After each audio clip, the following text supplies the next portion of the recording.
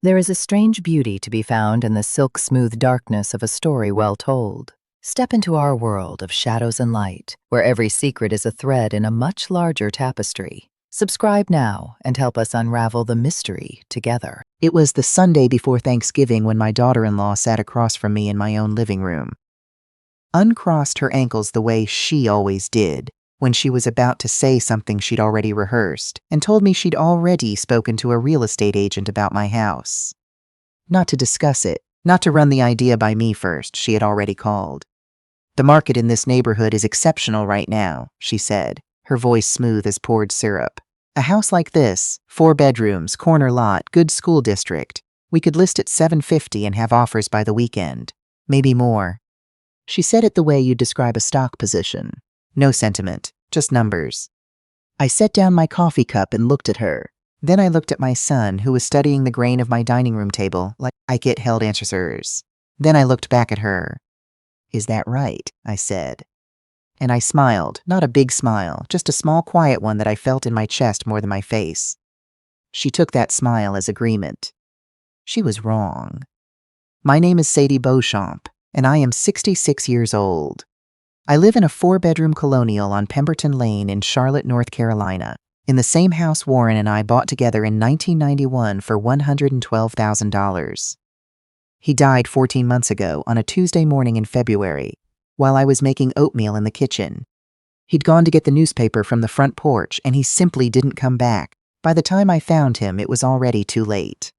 41 years of marriage, gone between the stove and the front door.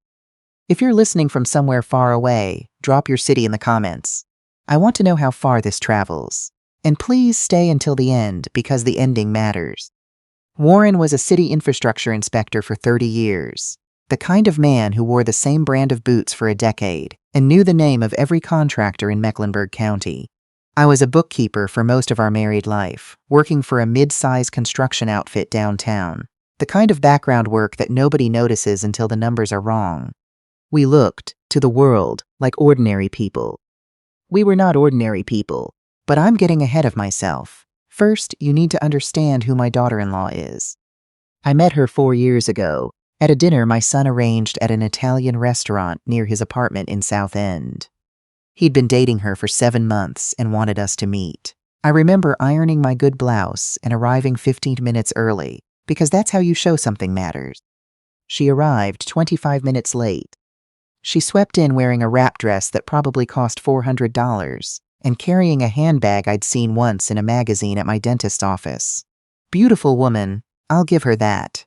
Dark hair, precise makeup, the kind of smile that worked the room before she even said hello. She extended her hand to me with the grip of someone who had practiced it. "I've heard so much about you," she said, her eyes doing a quick scan of me that lasted less than a second. The kind of scan that catalogs and moves on. She spent most of dinner on her phone.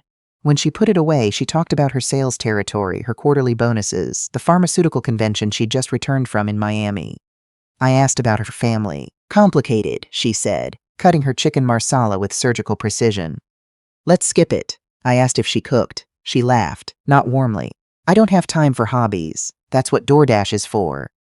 My son watched her with the expression I recognized from when he was 16 and bought his first car with money he'd saved himself.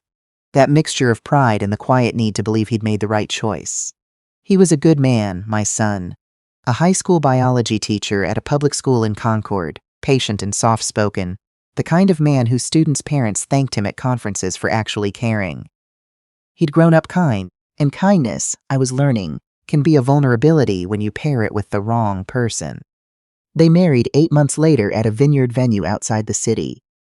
The wedding cost $62,000. I know because she mentioned the figure 9 times. I was not involved in the planning. I was invited to attend, to write a check toward the floral arrangements, and to otherwise stay decorative and quiet. At the reception, I was seated at the third table from the back, between Warren's old work colleague and a cousin of hers, who spent the evening complaining about the drive from Raleigh. Warren held my hand under the tablecloth and whispered, "She'll warm up. Give her time." He was always more generous than the evidence warranted. She did not warm up. The pattern established itself slowly. Phone calls to my son during family dinners that required him to step outside. Every time the call was urgent. Holidays rerouted without consultation. "We're doing Christmas with her coworkers this year" arrived as information, not a question. In 4 years of marriage, my daughter-in-law came to my house exactly twice. Once when Warren had a minor procedure and my son insisted, and once for the funeral. Even at the funeral, she stood near the food table in a new dress, checking her phone. Warren's childhood friend was telling a story about the time Warren helped him move into his first apartment with nothing but a pickup truck and 2 cases of sweet tea, and she yawned, actually yawned. Then leaned toward my son and said, just loud enough that I could hear across the room, "How much longer is this going to go?" That was the moment I stopped trying to understand her. I simply started watching. The 14 months after Warren's death were the quietest of my life. I walked the neighborhood in the mornings, volunteered at the library on Wednesdays, had dinner with my neighbor Faye every other Friday. Faye had lost her husband 3 years earlier and understood the particular weight of learning to be alone in a space that had been built for 2. We didn't try to fix each other. We just showed up. To anyone who passed me on the street, I looked exactly like what my daughter-in-law assumed I was. A retired bookkeeper in sensible shoes.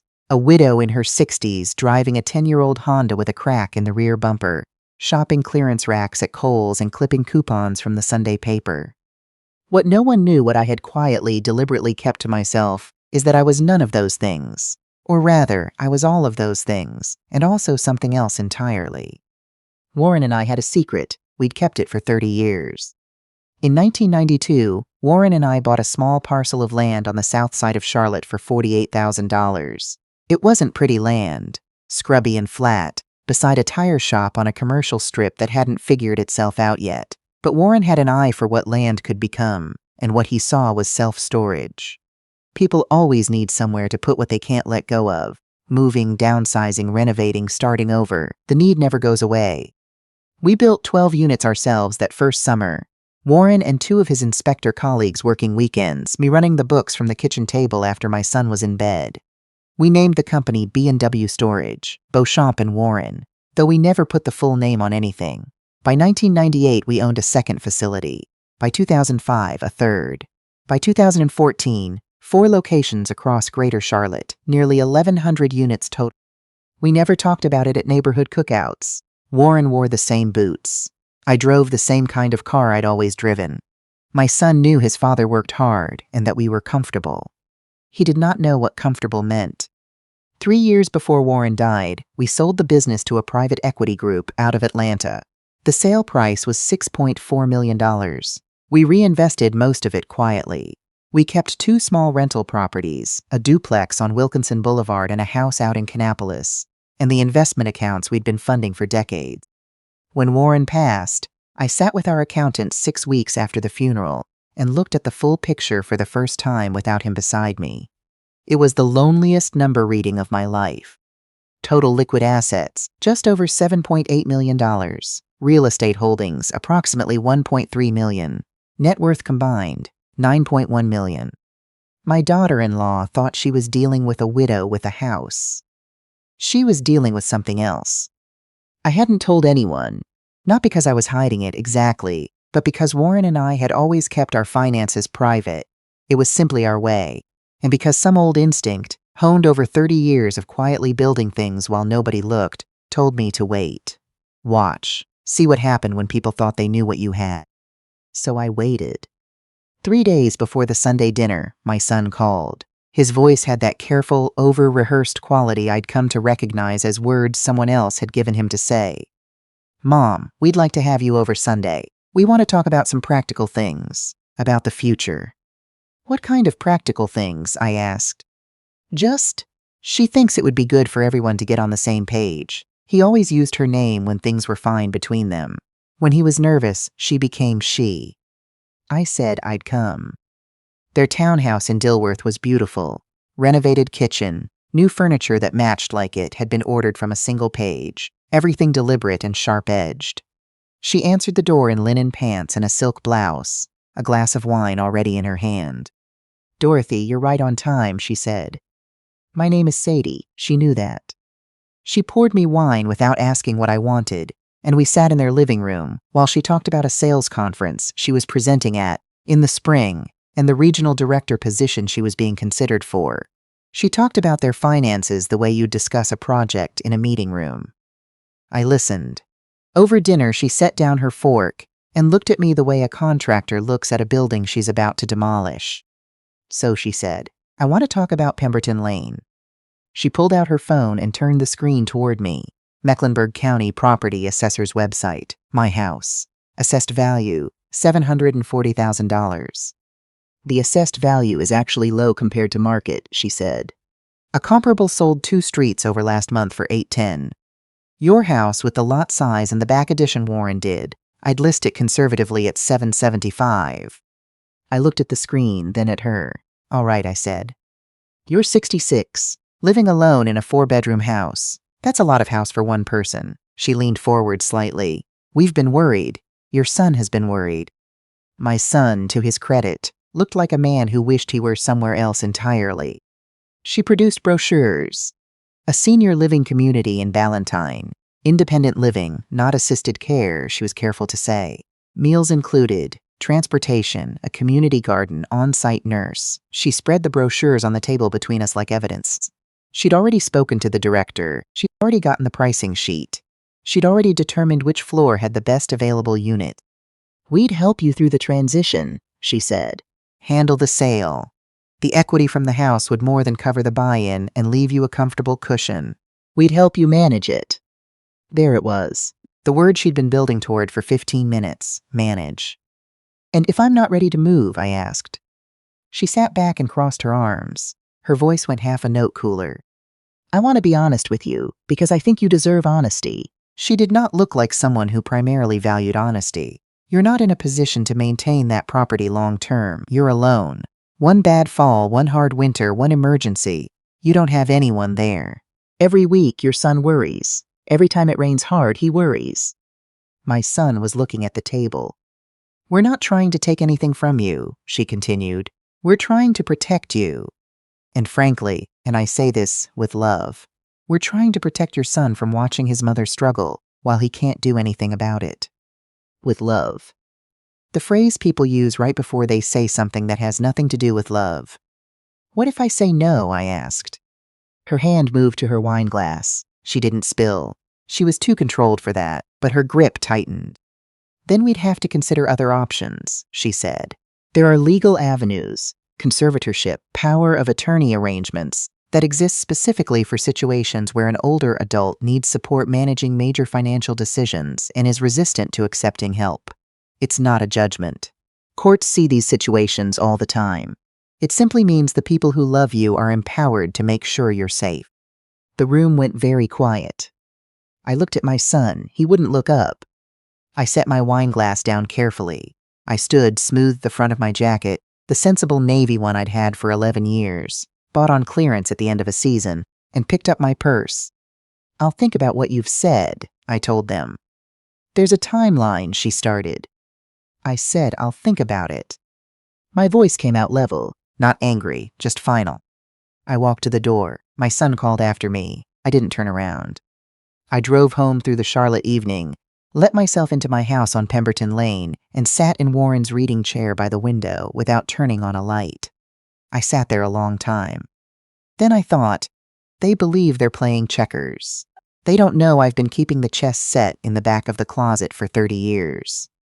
The next morning I called Faye. She was at my door in 20 minutes, with a thermos of coffee, and the expression she always wore when she could tell something serious had happened. I told her everything. The dinner, the brochures, the word conservatorship, delivered in the same tone you'd use to suggest a new dentist. And then I told her the rest. About the storage units. About 30 years of building something on scrubby land while nobody thought to look. About the sale. About the $9.1 million that my daughter-in-law had never thought to ask about because she'd already decided she knew everything worth knowing about me. Faye set her coffee mug down very slowly. Sadie, she said. I know. She thinks I'm a bookkeeper with a house. We were quiet for a moment. Then Faye said, "What are you going to do?" The following week was the most deliberate of my life. Monday, I called my attorney, a woman who specialized in elder law, whose office was in Uptown Charlotte. When I finished, she said, "This is financial elder abuse, textbook, and we're going to shut it down cleanly." I liked her immediately. She confirmed my assets were not currently protected against a conservatorship claim, and we began setting up an irrevocable trust that same afternoon. Tuesday, I called my accountant who had managed our books for 22 years. He prepared a comprehensive assets summary, every account, every property, every number, organized and notarized. He also pulled the full history of B&W Storage, 30 years of build notices, operating records, the sale agreement, the payment history. Wednesday, I called my son and asked for 2 weeks before anyone took legal steps. He agreed immediately, sounding relieved. I could hear her in the background, and I recognized the quality of the silence that followed when he told her. Thursday, 4 hours with a geriatric psychiatrist at a clinic near Presbyterian Hospital. Memory tests, financial literacy assessments, reasoning and judgment evaluations. At the end, she told me I scored in the 97th percentile for cognitive function in my age group, and that she would have the full report notarized and court admissible by Monday. Friday, I called my son and said I was ready to meet. I suggested my attorney's office, somewhere neutral. "I've been going through some financial things," I said. "I want everyone to have the same information before we make any decisions together." He sounded hopeful, he told her. She said yes immediately. Of course, she did. The morning of the meeting, I put on my good dress. Navy blue, pearl buttons at the collar, the one I'd bought for Warren's retirement dinner 12 years ago. I looked like someone's grandmother. I looked like exactly what she had decided I was. I arrived 15 minutes early. 7 manila folders were arranged in a careful row on the mahogany table. The windows looked out over the city. I sat down and waited. At exactly 2 o'clock, the receptionist brought them in. My son wore his good slacks and a button-down, the outfit he saved for parent-teacher conferences. He hugged me at the door, and I let him, feeling the guilt radiating off him the way heat rises from summer pavement. My daughter-in-law wore a cream blazer and carried a leather portfolio. She shook my attorney's hand with professional efficiency and sat across from me, like this was a negotiation she had already won. My attorney opened the meeting by explaining that I'd called it because I wanted everyone working from complete information. My daughter-in-law's expression said, "How long is this going to take?" I opened the first folder. "I want to start by asking what you both believe about how Warren and I made our living," I said. My son frowned. "Dad worked for the city. You were a bookkeeper." "And you?" I looked at my daughter-in-law. She met my eyes steadily. "I assumed your primary asset was the house, which is why we wanted to address it while there was still time to plan properly." "So you assumed Warren was a city employee with a pension. I was a part-time bookkeeper, and together we owned one house." "That's reasonable." "It's not accurate," I said. I turned the first folder toward them. Partnership Agreement, B&W Storage LLC, established February 14, 1992. 2 partners, Warren Thomas Beauchamp and Sadie Mae Beauchamp, equal share, notarized, filed with the state, witnessed. My son stared at it. "What is this?" "Your father and I built a self-storage business over 30 years, I said. 4 locations, 1,140 units at peak operation. We sold the business to a private equity group in 2021 for $6.4 million. The room did something rooms do when a fact lands too large for the space. It went completely still." My attorney slid the sale agreement across the table. The number at the top was not ambiguous. The second folder, bank statements. First payment, $2.1 million, deposited July 2021. Second payment, $2.1 million, deposited January 2022. Final balloon payment, $2.2 million, deposited July 2022. My daughter-in-law reached for the statements. Her hands were steady.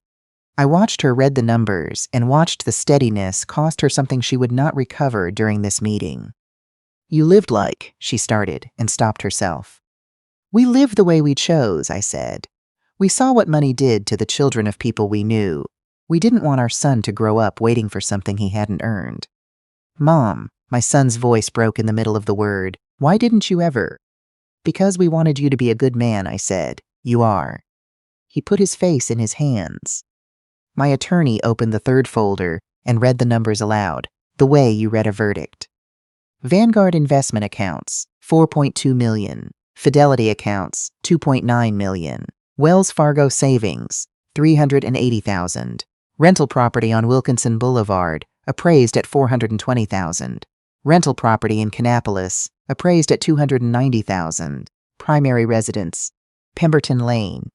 Independent appraisal of $810,000, not the $740 my daughter-in-law had pulled from the assessor's database. Total net worth, my attorney said, setting down the paper, approximately $9.1 million. My daughter-in-law was very still. The house is not my primary asset, I said quietly. It's not even my second largest asset. It's where I live, and I will continue to live there on my own terms for as long as I choose. She recalibrated. I could see it happen behind her eyes, the lawyer brain clicking back on. This is actually wonderful news, Sadie. It means the estate planning conversation becomes even more important, which is exactly why We're not finished, my attorney said. The fourth folder, the psychiatric evaluation, 97th percentile cognitive function, expert-level financial literacy, sound judgment, no indicators of diminished capacity whatsoever, notarized, sealed, admissible in any court in North Carolina. My attorney read the final line. The subject is more qualified to manage complex financial decisions than the vast majority of individuals I evaluate. She set the report down. Any petition for conservatorship, my attorney said, would be evaluated against this evidence. It would not succeed. The fifth folder contained transcripts. North Carolina is a one-party consent state, my attorney said. Sadie was present in every conversation. She had every legal right to record them. She read the excerpts aloud. The word conservatorship, delivered over a dinner table as a courtesy. The phrase legal avenues for situations where someone is resistant to accepting help. The line she had said with her leather portfolio on her lap. The people who love you would be empowered to make sure you're safe. All of it read back in a quiet room on a Wednesday afternoon, stripped of every layer of silk it had been wrapped in. My son looked up slowly. You said that to her. You actually... My daughter-in-law said nothing. And the real estate agent, my attorney continued, setting down a printed email, was contacted 12 days before the dinner in question. The listing inquiry is time-stamped. My son stood up. He looked at his wife for a long moment without speaking. Then he said very quietly, I need you to leave. She looked at him. Please leave. She picked up her portfolio. She picked up her blazer. She walked out of the conference room without looking at me. The door clicked shut behind her, with a sound too small for what it meant. My son sat back down. He was shaking. I'm so sorry, he said. Mom, I'm so sorry. I didn't know she'd already called anyone. I thought we were just having a conversation. I thought it was concern. I know, I said. I should have talked to you, by myself, before I let anyone else. Yes, I said. You should have. He nodded. He couldn't argue with that, so he didn't try. The thing about being manipulated, I said, is that it doesn't feel like manipulation while it's happening. It feels like the other person is simply right. We sat in that conference room for a long time after my attorney stepped quietly out. My son cried. I let him. He asked me things about his father, about the first storage unit, about what we'd planned to do with the money eventually, about why we'd never told him. Outside the windows, Charlotte moved the way it always did, indifferent and relentless, and not waiting for any of us. What happened after? My son filed for divorce 3 weeks later. The proceedings were difficult. She contested nearly everything. She did not succeed. He moved into an apartment 2 miles from my house and started calling every Sunday morning. And the calls last long enough now that I sometimes have to go sit down while we talk. The foundation I started in Warren's name, the Beauchamp Fund for Elder Rights, made its first grant in January to a legal aid organization that helps older adults challenge conservatorship claims. The first person we helped was a 71-year-old woman in Greensboro, whose son-in-law had convinced a court she couldn't manage her own affairs. She got her accounts back. She called me herself. You gave me my life back, she said. You already had your life, I told her. We just helped you protect it. This past spring, Faye and I drove down to Myrtle Beach for a long weekend. We ate too much seafood and walked the beach in the mornings and let the wind do whatever it wanted with our hair. On the last night, we sat on the balcony of our rented condo, watching the sun go down over the water, and Faye lifted her glass. To Warren, she said. To Warren, I said. We drove home Sunday evening. I pulled into the driveway of my house on Pemberton Lane as the streetlights were coming on, the old maple in the front yard just beginning to show its first leaves. I sat in the car for a moment with the engine off. My son sent a text while I was sitting there, 4 words. "Thinking of you, Mom." I smiled at my phone in the dark of my own driveway, in front of my own house, on my own terms. Then I got out, walked up the porch steps, and let myself in.